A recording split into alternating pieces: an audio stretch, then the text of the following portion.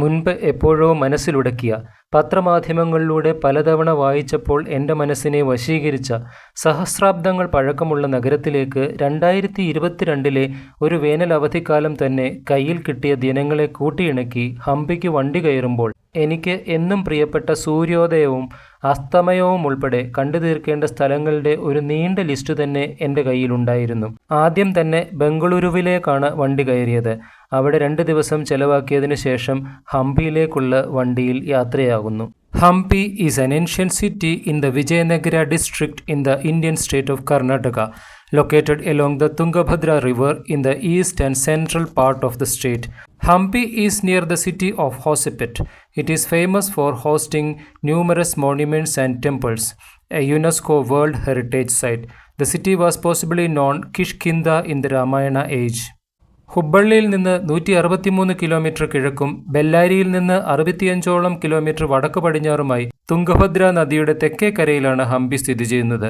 തുംഗഭദ്ര ഡാമിൽ നിന്നും ഹൊസപേട്ട വഴി ഹംപിയിലെത്താം. വിജയനഗരത്തിന്റെ ചരിത്രാവശിഷ്ടങ്ങൾ ചിതറിക്കിടക്കുന്ന ഹംപി വിജയനഗര സാമ്രാജ്യത്തിന്റെ തലസ്ഥാനമായിരുന്നു. ഒരിക്കലെങ്കിലും ഒരു ഭാരതീയൻ കണ്ടിരിക്കേണ്ട സ്ഥലങ്ങളിലൊന്നാണ് ഹംപി എന്ന് ഞാൻ പറയും. തുംഗഭദ്ര നദിയുടെ തീരത്ത് നിർമ്മിച്ചതിനാൽ നദിയുടെ പുരാതനമായ പമ്പ എന്ന പേരിലായിരുന്നു ഹംപി ആദ്യകാലങ്ങളിൽ അറിയപ്പെട്ടിരുന്നത്. 1336 ഹംപി നഗരം സ്ഥാപിക്കപ്പെടുന്നത്. അക്കാലത്ത് ബെയ്ജിംഗ് കഴിഞ്ഞാൽ ഏഷ്യയിലെ ഏറ്റവും വലിയ നഗരമായിരുന്നു ഹംപി അല്ലെങ്കിൽ വിജയനഗര.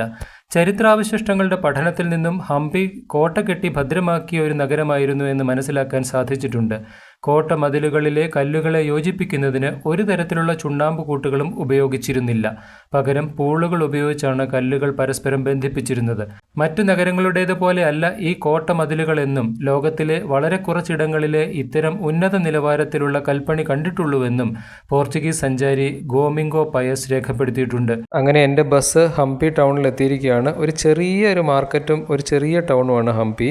ശരിക്കും ഈ സ്ഥലം കാണുമ്പോൾ എനിക്ക് സങ്കടമാണ് തോന്നുന്നത്. കർണാടക സർക്കാരിനോട് എനിക്ക് ദേഷ്യം തോന്നുന്നുണ്ട്. കാരണം ഇത്രയും മനോഹരമായ യുനെസ്കോ പൈതൃക പട്ടികയിൽ ഇടം നേടിയിട്ടുള്ള ഈ സ്ഥലത്തിന് വേണ്ടിയിട്ട് ഒന്നും സർക്കാർ ചെയ്യുന്നതായിട്ട് എനിക്ക് തോന്നിയില്ല. ഞാനൊരു ചെറിയ റൂം എടുത്തു. തുടർന്ന് ഒരു ഓട്ടോറിക്ഷ എടുത്തിരിക്കുകയാണ് യാത്ര ചെയ്യാനായി. അതിൻ്റെ പ്രതാപകാലങ്ങളിൽ ഹംപി വ്യാപാര സാംസ്കാരിക പ്രവർത്തനങ്ങളാൽ മുഖരിതമായിരുന്നു. ചെട്ടികൾ, മൂറുകൾ എന്ന മുസ്ലിം കച്ചവടക്കാർ, പോർച്ചുഗീസുകാരെ പോലെയുള്ള യൂറോപ്യൻ കച്ചവട പ്രതിനിധികൾ തുടങ്ങിയവർ ഹംപിയിലെ ചന്തകളിൽ വ്യാപാരം നടത്തിയിരുന്നു. സാംസ്കാരിക പ്രവർത്തനങ്ങളുടെ കേന്ദ്രമായിരുന്നു ഹംപിയിലെ ക്ഷേത്രങ്ങൾ. ദേവദാസികൾ വിരൂപാക്ഷ ക്ഷേത്രത്തിലെ മണ്ഡപങ്ങളിൽ രാജാക്കന്മാർക്കും ജനങ്ങൾക്ക് മുൻപാകെ നൃത്തങ്ങൾ നടത്തി.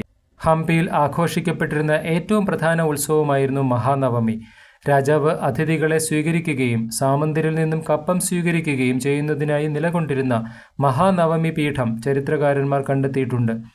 ഇവിടെ ഇരുന്നു കൊണ്ടായിരുന്നു രാജാവ് നൃത്തവും സംഗീത പരിപാടികളും ഗുസ്തി മത്സരങ്ങളും വീക്ഷിച്ചിരുന്നത്.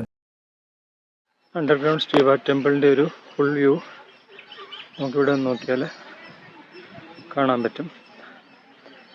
സ്തൂപം കാണുന്ന അതാണ് ടെമ്പിള്. പിന്നെ മുകളിലത്തെ ഭാഗമൊക്കെ പൊളിഞ്ഞു പോയതാണ്. മുകളിലോട്ടുണ്ടായിരുന്നു, ഇതൊക്കെ പൊളിഞ്ഞു പോയതാണ്. 1565 ഗോൽക്കൊണ്ട, ബീജാപ്പൂർ, അഹമ്മദ് നഗർ, ബെരാർ, ബിദാർ എന്നിവരുടെ ഭരണകർത്താക്കളായിരുന്ന ഡക്കാൻ സുൽത്താൻമാർ വിജയനഗരത്തെ പരാജയപ്പെടുത്തിയതോടെ ഹംപിയുടെ പ്രതാപകാലവും അവസാനിച്ചു. ഇപ്പം നമ്മൾ കണ്ടുകൊണ്ടിരിക്കുന്ന ഈ അണ്ടർഗ്രൗണ്ട് ശിവ ടെമ്പിളിൻ്റെ ഭാഗത്തു നിന്നാണ് ശത്രുരാജ്യത്തിൻ്റെ ആക്രമണം ആരംഭിക്കുന്നത്. ആക്ച്വലി ഇത് ഒരു അണ്ടർഗ്രൗണ്ട് ടെമ്പിൾ ആയിരുന്നില്ല, മണ്ണ് മൂടി കിടക്കുകയായിരുന്നു. ആർക്കിയോളജിക്കൽ സർവേ ഓഫ് ഇന്ത്യ കണ്ടെത്തിയതിന് ശേഷം ആണ് മണ്ണ് നീക്കം ചെയ്തത്. അങ്ങനെയാണ് ഇത് താഴ്ന്നു പോയത്. ഹംപി ട്രിപ്പിൽ എൻ്റെ ആദ്യത്തെ സന്ദർശനം ഇവിടെയാണ്. ഞാൻ ക്ഷേത്രത്തിനുള്ളിലേക്ക് പ്രവേശിക്കുകയാണ്. ഇതിൻ്റെ മുമ്പിലൊരു കമാനം അല്ലെങ്കിൽ ഗേറ്റ് ഉണ്ട്. അതിൻ്റെ ഉള്ളിലൂടെ പ്രവേശിച്ചിട്ട് വേണം ക്ഷേത്രത്തിനുള്ളിലേക്ക് പ്രവേശിക്കാനായിട്ട്. ക്ഷേത്രത്തിൻ്റെ ഗോപുരവും അതിൻ്റെ മുകൾ ഭാഗങ്ങളെല്ലാം തകർന്നിരിക്കുകയാണ്. ധാരാളം ശിലാപാളികൾ നമുക്കിവിടെ കാണാനായിട്ട് സാധിക്കും. ഒരുപാട് ശിലകളുണ്ട്. അത് ശിലകൾ ചേർത്ത് വെച്ചിട്ടാണ് ചെയ്തിരിക്കുന്നത്. ഇടയ്ക്ക് സുർക്കി മിശ്രിതമോ അങ്ങനത്തെ കാര്യങ്ങളൊന്നും ഉപയോഗിച്ചിട്ടില്ല. കുറച്ച് സന്ദർശകരുണ്ട്. ഇതായിപ്പോൾ ഇവിടെ ഞാനൊരു ശ്രീകോവിലാണ് കാണുന്നത്. പല ശ്രീകോവിലുണ്ട്. ഈ ശ്രീകോവിലിൻ്റെ ഒരു പ്രത്യേകത എന്ന് പറഞ്ഞു കഴിഞ്ഞാൽ സൂര്യപ്രകാശം നേരിട്ട് ഈ ശിവലിംഗത്തിൽ അല്ലെങ്കിൽ ബിംബത്തിൽ പതിക്കത്തക്ക രീതിയിലാണ് അതിൻ്റെ റൂഫ് കൺസ്ട്രക്റ്റ് ചെയ്തിരിക്കുന്നത്. നിങ്ങൾക്കിപ്പോൾ കാണാൻ സാധിക്കും.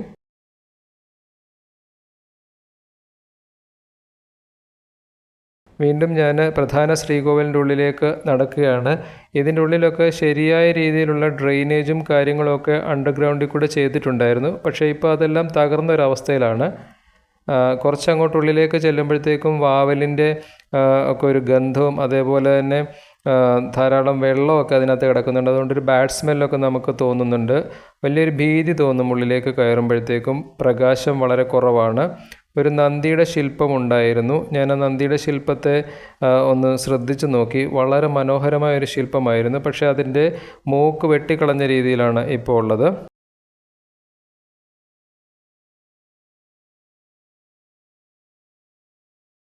വീണ്ടും ആ നടുത്തളത്തിൽ നിന്ന് മുമ്പോട്ട് പ്രവേശിക്കുമ്പോൾ നമ്മൾ പ്രധാന ശ്രീകോവിലിൻ്റെ ഉള്ളിലേക്ക് കയറുകയാണ്. പക്ഷേ അവിടെ ആരും ഉണ്ടായിരുന്നില്ല. വല്ലാത്ത ഇരുട്ടും ചെളി നിറഞ്ഞ വെള്ളവുമായിരുന്നു. അപ്പോൾ എനിക്ക് സ്വല്പം ഭയം തോന്നാതിരുന്നില്ല. അതുകൊണ്ട് ഞാൻ അതിനുള്ളിലേക്ക് പ്രവേശിച്ചില്ല. ജസ്റ്റ് ക്യാമറ ഒന്ന് കടത്തി ഷൂട്ട് ചെയ്തു.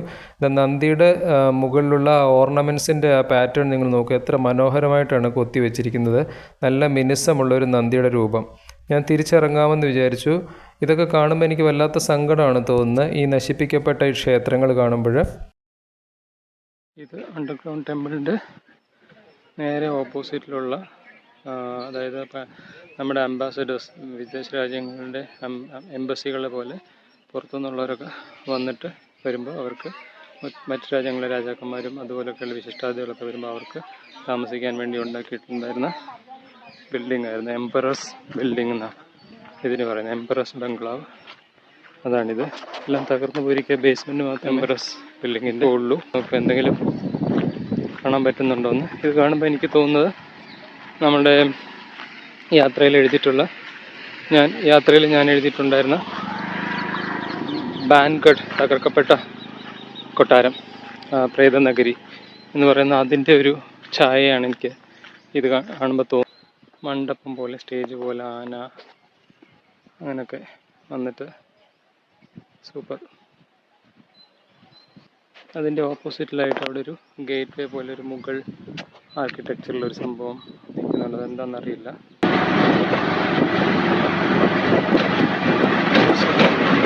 ഇപ്പോൾ എലിഫൻറ്റ് സ്റ്റേബിള്, ലോട്ടസ് മഹൽ, രംഗ ടെമ്പിളൊക്കെ കാണാനായിട്ട് ടിക്കറ്റ് എടുക്കാൻ വേണ്ടി പോവാണ്. 40 രൂപയാണ് ടിക്കറ്റ് പ്രൈസ്. അത്രയും ടിക്കറ്റ് എടുത്തു കഴിഞ്ഞാൽ എല്ലായിടത്തും ഇത് ഉപയോഗിക്കാൻ പറ്റും. പിന്നെ എൻ്റെ നേരെ ഫ്രണ്ടിലായിട്ട് ആ ടോപ്പ് ഹില്ലിൽ കാണുന്ന അതാണ് കിഷ്കിന്ധ എന്ന് പറയുന്ന ഹനുമാൻ എൻ്റെ പ്ലേസ് എന്ന് പറയുന്നത്. ഒരുമാതിരി നന്നായിട്ട് archaeological survey of India protect ചെയ്ത് വെച്ചിട്ടുണ്ട്.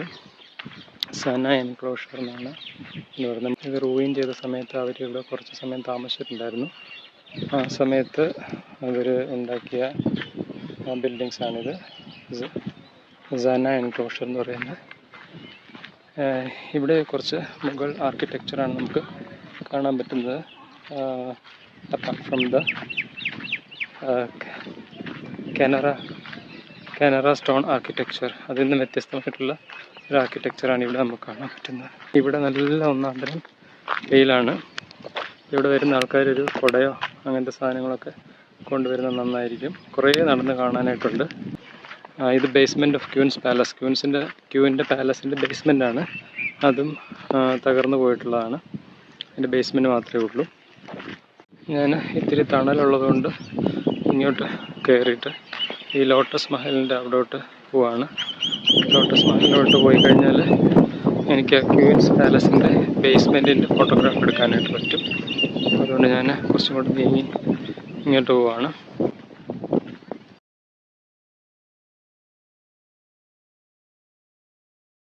ഗുരു വിദ്യാരണ്യൻ്റെ മാർഗനിർദ്ദേശപ്രകാരം ഹരിഹര ബുക്കരായ എന്നീ 2 സഹോദരന്മാരാണ് നിർമ്മിച്ചത്.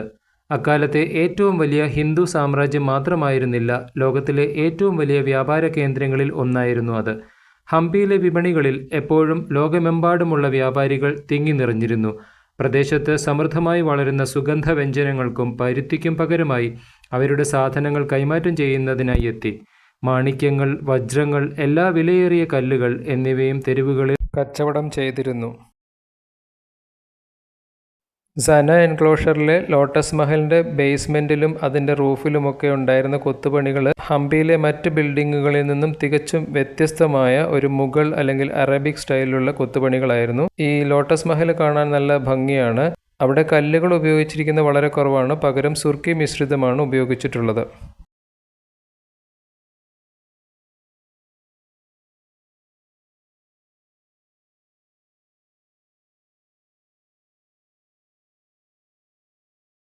ഈ ലോട്ടസ് മഹലും എലിഫൻ്റ് എൻക്ലേവും അതെല്ലാം ഒറ്റ ക്യാമ്പസിൽ തന്നെയാണ്.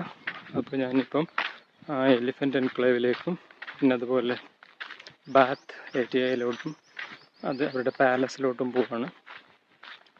എൻട്രൻസ് ആണ്. ഇവിടെയൊക്കെ ഒരുമാതിരി വൃത്തിയായിട്ട് മെയിൻറ്റെയിൻ ചെയ്ത് വെച്ചിട്ടുണ്ട്. കുറച്ച് ടൂറിസ്റ്റുകളൊക്കെ ഉണ്ട്. ഞാൻ ആൾക്കാർ കൂടുതലായതുകൊണ്ട് ഞാൻ കുറച്ചൊന്ന് മാറി നിന്നിട്ട് കുറച്ച് ഷൂട്ട് ചെയ്യാൻ. ഗാർഡ്സ് ഹൗസ് എന്നാണ് പറയുന്നത്. ഇവിടെ കുതിര, ആന ഇങ്ങനത്തെ ജീവികളെയൊക്കെ ട്രെയിനിങ് കൊടുക്കാൻ അതിന് കെട്ടുന്നതൊക്കെ സ്ഥലമായിരുന്നു. കുറേ എലിഫൻസ് വിജയനഗരമൊക്കെ ഉണ്ടായിരുന്നു. ഇമ്പോർട്ടഡ് ആയിട്ടൊക്കെയുള്ള എലിഫൻസൊക്കെ ഉണ്ടായിരുന്നു. അപ്പോൾ അതിനെക്കെട്ടി ഇതൊക്കെ എന്തൊക്കെയോ റൂയിൻഡ് ആയിട്ടുള്ള ഒരു അണ്ണാൻ കെടി കയറിപ്പോന്നു. എല്ലാം തകർന്നു പോയ എന്തൊക്കെയൊക്കെ സ്ട്രക്ചേഴ്സാണ്, ബേസ്മെൻ്റാണ്. പിന്നെ എൻ്റെ കൂടെ എനിക്ക് കിട്ടിയ ഒരു ഓട്ടോ ഡ്രൈവർ, ആ പയ്യൻ കുഴപ്പമില്ലാത്തൊരു പയ്യനാണ്. അവനാണ് എനിക്ക് എൻ്റെ മൊബൈൽ മാത്രമേ ഞാൻ കൊണ്ടിട്ടുള്ളൂ, ക്യാമറയില്ല.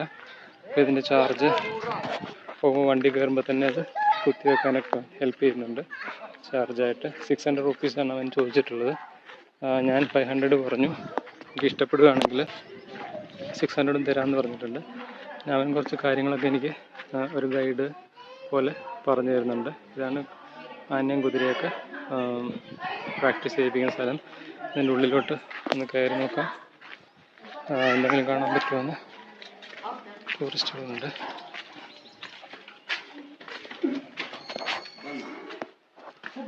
ഇതിൻ്റെ ഉള്ളിൽ അത് വിഗ്രഹങ്ങളാണ്.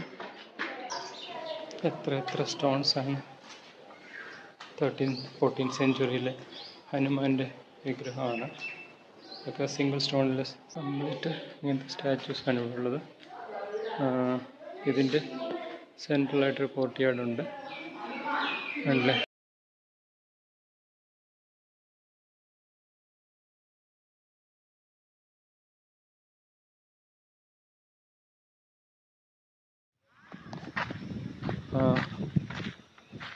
എലിഫൻ്റ് എൻക്ലേവിലോട്ട് ഇതുണ്ട്. ഓരോരോ ആനകളെ കെട്ടാനുള്ള സ്ഥലമാണിത്. ഇത്രയും ഏരിയ ഉണ്ട് ഒരു ആനയ്ക്ക് കയറ്റാനായിട്ട്. കണ്ട, ഒരു ആനയ്ക്കുള്ള ഏരിയയാണ് എലിഫൻ്റ് എൻക്ലേവ്. ഒരെണ്ണം അടുത്തതിലോട്ട് ഞാൻ നിങ്ങളെ കാണിക്കാം. രണ്ടാമത്തെ ആനയ്ക്കുള്ളത്. അതിൻ്റെ പിന്നെ വേസ്റ്റൊക്കെ പോകാനുള്ളൊരു ഹോള് ബാക്കിലോട്ടുണ്ട്. ഇതിപ്പോൾ ക്ലോസ് ചെയ്തിരിക്കുക. 1 to 1 ഇങ്ങനെ കുറേ എണ്ണം ഇങ്ങനെ ഉണ്ട്. കണ്ടില്ലേ, നല്ല ബ്യൂട്ടിഫുള്ളാണ്. ഇതാ മുഗൾ പാലസിൻ്റെ ബാക്ക് സൈഡിലായിട്ട് കാണുന്ന ഒരു സ്ട്രക്ചറാണ്. എന്താണെന്ന് അറിയില്ല, പോയി നോക്കാം. എല്ലാം റൂയിൻഡാണ്. പിന്നെ മുകളിൽ കണ്ടില്ലേ, ചെറിയ കല്ല് വെച്ചിട്ട്, താഴെയൊക്കെ വലിയ സ്റ്റോൺസ്, മുകളിൽ കുഞ്ഞു കല്ലുകൾ വെച്ചിട്ട് എന്തോ ഉണ്ടാക്കി കൺസ്ട്രക്ട് ചെയ്തിരിക്കുക. ഇതൊക്കെ ഒരു വിജനമായ പ്രദേശങ്ങൾ. ആർക്കിയോളജിക്കൽ സർവേ ഓഫ് ഇന്ത്യ ഇതിനെയൊക്കെ നെഗ്ലക്ട് ചെയ്തിട്ട് ഇവിടെ നാളെ ഒഴിപ്പിച്ചിരിക്കുകയാണ്. ഇല്ലീഗൽ ആക്ടിവിറ്റീസൊക്കെ ഇവിടെ ഒരുപാട് ടൂറിസ്റ്റിൻ്റെ ബേസിൽ നടക്കുന്നത്. ഇതൊരു ടെമ്പിളാണെന്ന് തോന്നുന്നു. ടെമ്പിളായിരുന്നു, റൂയിൻഡാണ്. ഇത് മറ്റൊരു ടെമ്പിളാണ്, അതും റൂയിൻ്റെ റൂഫ് പക്ഷേ ഉണ്ട്. അതിന് നല്ല ഭംഗിയാണ് കാണാൻ. ശരിക്കും വിജയനഗരം എത്ര റിച്ചായിരുന്നു എന്നുള്ളത് നടന്നു നോക്കുക. ഇതാണ് പാർശ്വവന്ത ജിനാലയ. എന്ത് പറയണം, വളരെ ബ്യൂട്ടിഫുള്ളാണ്. സൂപ്പർ സ്ട്രക്ചർ, നല്ല ഭംഗിയുണ്ട്. ആ ടെമ്പിൾസ് കഴിഞ്ഞ് പിന്നെ ഇങ്ങോട്ട് വരുമ്പോൾ കാണുന്ന മറ്റൊരു ടെമ്പിളായിരുന്നു. അധികം ടെമ്പിൾസ് ഉണ്ട്. മലയുടെ മുകളിലൊക്കെ ഉണ്ട്. The ruins of Hampi, as it is known today, is a vast open museum of history, architecture and religion. Spread over an area more than 25 square kilometers, Hampi ruins is packed with giant temples, palaces, market streets, aquatic structures, fortifications and an abundance of other ancient monuments. The giant boulders strewn hills and the river that bisects make a bizarre landscape for this ancient metropolis. Together with its historic and mythological residues, this rural area makes a perfect tourist spot. Hampi is in the list of UNESCO's World Heritage Sites. ഇപ്പം നമ്മൾ കണ്ടുകൊണ്ടിരിക്കുന്നത് രാജാവ് മഹാനവമി ദിവസങ്ങളിൽ പ്രജകളെ കാണുകയും നൃത്തങ്ങൾ ആസ്വദിക്കുകയും ആയോധനകലകൾ ആസ്വദിക്കുകയൊക്കെ ചെയ്തിരുന്ന വലിയ മഹാനവമി പീഠമാണ്. വലിയ ഉയരത്തിലുള്ളൊരു സ്റ്റേജാണത്. അതിൻ്റെ തൊട്ടടുത്ത് തന്നെയായിട്ടൊരു സീക്രട്ടായിട്ടുള്ളൊരു അറ രാജാവിന് ഒളിച്ചിരിക്കാനായിട്ട്, എമർജൻസി വരുമ്പോൾ ഒളിച്ചിരിക്കാനായിട്ടുള്ളൊരു സീക്രട്ട് അറയുണ്ട്. അതിൻ്റെ ഉള്ളിലേക്കാണ് ഇപ്പോൾ പ്രവേശിക്കുന്നത്.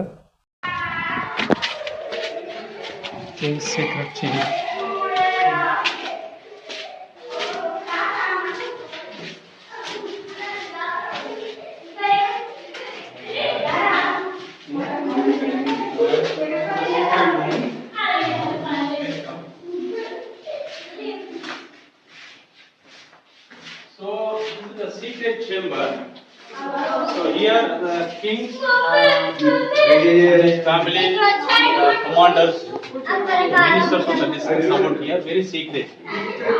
ഞാൻ ആ മഹാനവമി മണ്ഡപത്തിൻ്റെ മുകളിൽ ഒന്ന് കയറി. അവിടെ നിന്നാൽ എല്ലാ കാര്യങ്ങളും വിശദമായിട്ട് കാണാൻ സാധിക്കും. ദർബാർ ഹാളുകൾ, അതേപോലെ ഡ്രെയിനേജ് സിസ്റ്റം, പോണ്ടുകൾ, അതേപോലെ ഓരോന്നിനുമുള്ള ഓരോ കോൺഫറൻസ് ഹാളുകൾ, അതേപോലെ സീക്രട്ട് ചേംബർ. വളരെ വിശാലമായ ഒരു ഏരിയ തന്നെയായിരുന്നു അത്. ഇത് ക്യൂൻസ് ബാത്ത് എന്ന് പറയുന്ന ഒരു ഏരിയ ആണ്. ഇവിടെ 2 കിലോമീറ്റർ അപ്പുറത്ത് നിന്ന് ഒരു കിണറ്റിൽ നിന്നാണ് വെള്ളം വരുന്നത്. ഇവിടെ ഹോട്ട് വാട്ടറും കൂൾ വാട്ടറും എല്ലാം വന്നുകൊണ്ടിരുന്നതാണ്. പക്ഷേ ഇപ്പോൾ ഇത് ഫങ്ഷനിങ് അല്ല. പിന്നീട് ഈ ഡെക്കാൻ സുൽത്താനേറ്റ് പിടിച്ചെടുത്തതിന് ശേഷമാണ് ഇതിൻ്റെയും ആർക്കിടെക്ചറൽ സ്റ്റൈലൊക്കെ മാറ്റിയെടുത്തത്. ഇത് ആക്ച്വലി കൃഷ്ണദേവരായരുടെ 2 ഭാര്യമാരുണ്ടായിരുന്നു. അവർ 2 പേരുടെ ബാത്തെടുത്തിരുന്നത്. കൃഷ്ണദേവരായരുടെ കാലഘട്ടത്തിലാണ് ഹംപി ഏറ്റവും കൂടുതൽ അഭിവൃദ്ധിയും പ്രശസ്തിയും പ്രാപിച്ചത്. സുൽത്താനേറ്റ് പിടിച്ചടക്കിയതിന് ശേഷം അവരുടെ ക്യൂൻസിന് ബാത്തിനായിട്ട് ഈ ഭാഗം ഉപയോഗിച്ചിരുന്നു. അവിടെ നിന്നും പോയത് ഹംപിയിലെ ഏറ്റവും മനോഹരമായ Vittala temple കാണാനായിട്ടാണ്. Hampi's attractions are scattered over a large area. Therefore, one has to walk a lot. The main attractions of Hampi are Vitala Temple, Virupaksha Temple, Royal Enclosures, Riverside Ruins, Hemakunta Hill Temples, Krishna Temple, Jain Temples, Lakshmi Narasimha, Queen's Bath, Lotus Mahal, Elephant Stables, Hazararam Temple, Pattabhirama Temple, etc. This kingdom was located at the edges of the Muslim Sultanate of the Deccan area that brought in an unusual combination of cultures that Hampi could boast of. The evidences of these are loud in Hampi's architecture. Apart from the Hindu and the Islamic traditions, Jainism was a major religion in Hampi.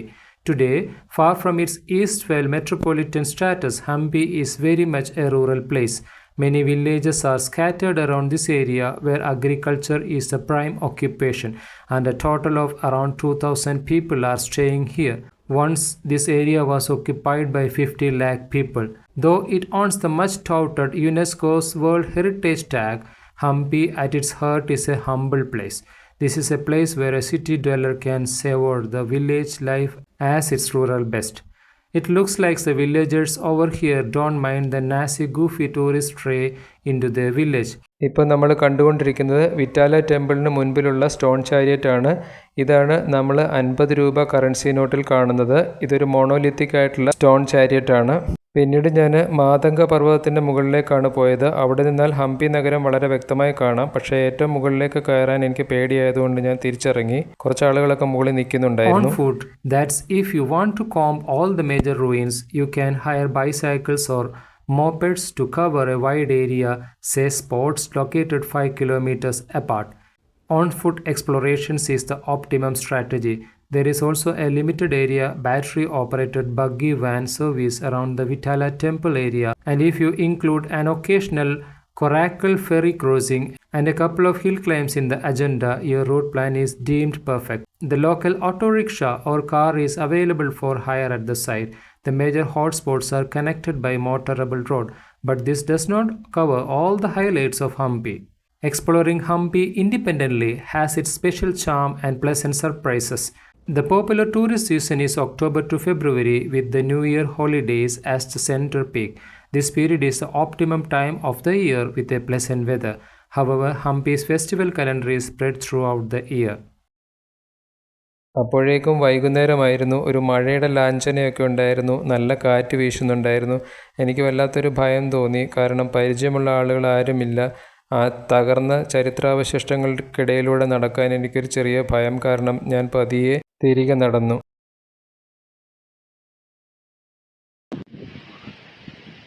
മോണോലിറ്റിക് നന്ദിയാണ്.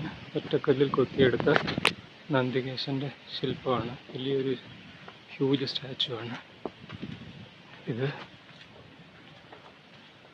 Virupaksha ടെമ്പിളിനെ നോക്കി ഇങ്ങനെ അങ്ങോട്ട് ദർശനമായിട്ടിരിക്കുന്ന ഒരു statue ആണ്. Complete സ്റ്റോണിൻ്റെ സ്ട്രക്ചേഴ്സാണ്. ഭയങ്കര huge structures. എങ്ങനെ ഈ കല്ലുകൾ ഇങ്ങനെയൊക്കെ ചെയ്തെടുത്തു, ഇതെങ്ങനെ ഡ്രോയിങ് ചെയ്ത് നശിപ്പിച്ചു, അതും അത്ഭുതമാണ്. മിഷണറി ഒന്നും ഇല്ലായിരുന്ന കാലത്ത്. ഇപ്പം നിങ്ങൾ കാണുന്ന ആ സ്ഥലത്തൂടെയാണ് ഞാൻ ഇത്ര നേരം ചുറ്റിക്കറങ്ങിയത്. അവിടെ കുറ്റവാളികളെ ശിക്ഷിക്കുന്ന തൂക്കുമരമൊക്കെ ഉണ്ടായിരുന്നു. വിജയനഗര സാമ്രാജ്യത്തിൻ്റെ തലസ്ഥാനമായ ഹംപി ഗുരു വിദ്യാരണ്യൻ്റെ മാർഗനിർദ്ദേശപ്രകാരം ഹരിഹര ബുക്കരായ എന്നീ 2 സഹോദരന്മാരാണ് നിർമ്മിച്ചത്. അക്കാലത്തെ ഏറ്റവും വലിയ ഹിന്ദു സാമ്രാജ്യം മാത്രമായിരുന്നില്ല, ലോകത്തിലെ ഏറ്റവും വലിയ വ്യാപാര കേന്ദ്രങ്ങളിൽ ഒന്നായിരുന്നു അത്.